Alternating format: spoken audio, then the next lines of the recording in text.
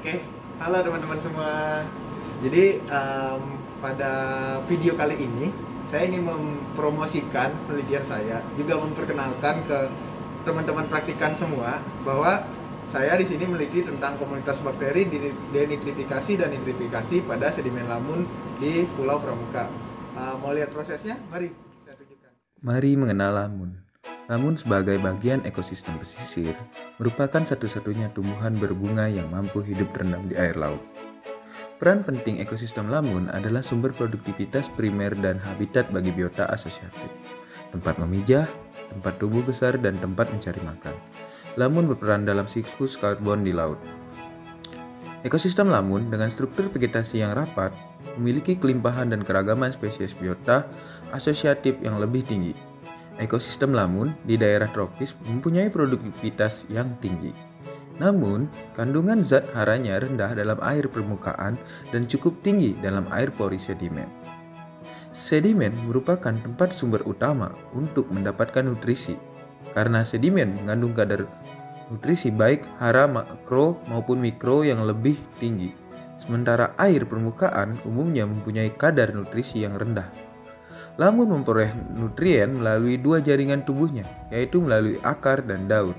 Di daerah tropis, konsentrasi nutrien yang larut dalam perairan lebih rendah jika dibandingkan dengan konsentrasi nutrien yang ada di sedimen. Sedimen laut sendiri memiliki komunitas bakteri yang berperan dalam siklus biogeokimia sehingga membantu mengubah unsur-unsur seperti karbon, nitrogen, dan sulfur. Menurut Howard dan Marion, nitrogen merupakan faktor pembatas yang kritis untuk produktivitas primer dalam sistem pesisir. Mikroorganisme yang terkait dengan siklus N di sedimen perairan diantaranya adalah merupakan nitrifikasi meliputi AOB, amonia oxidizing bacteria, dan NOB, nitrit oxidizing bacteria. Denitrifikasi, anamok, DNRA, dan amonifikasi.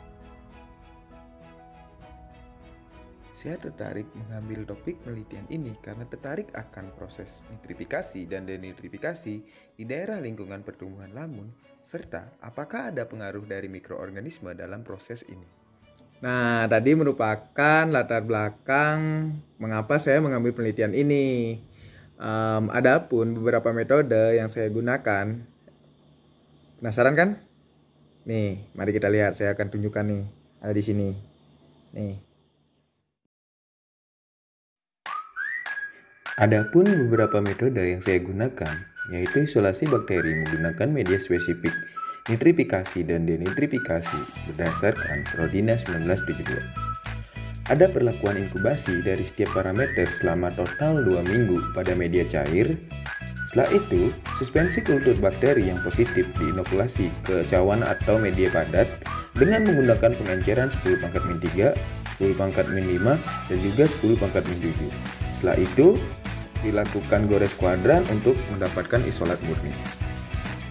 Selain itu, saya melakukan perhitungan kelimpahan bakteri dengan menggunakan metode perhitungan langsung, yaitu total fat count atau TPC, untuk melihat total kelimpahan pada bakteri.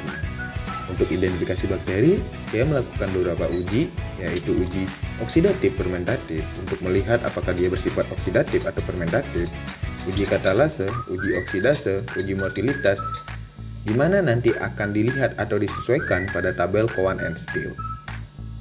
Uji motilitas bertujuan untuk melihat isolat bersifat motil atau non-motil. Uji oksidase bertujuan untuk mengetahui enzim oksidase pada koloni bakteri. Serta uji katalase bertujuan untuk melihat katalase positif. Selain itu, saya juga melakukan pewarnaan gram, juga uji selulase. Uji selulase bertujuan untuk melihat apakah koloni bakteri mampu mengeluarkan enzim selulase. Ini merupakan sebagian hasil yang saya dapatkan, juga bahan yang saya gunakan selama penelitian.